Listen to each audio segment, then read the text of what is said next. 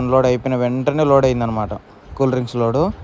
ఈ cool drinks load వేసుకోకుండా వెళ్ళిపోవచ్చు. ఏమంటే మనకు ఖర్చుల మందం డీజిల్ ఫాస్ట్ ట్యాగ్ వస్తే చాలని చాలా తక్కువ అనమాట బాడీకి కూడా. ఇది ఎంతో చెప్పినాడు మరి 8,000 9,000 అంతే అనమాట బాడీగా.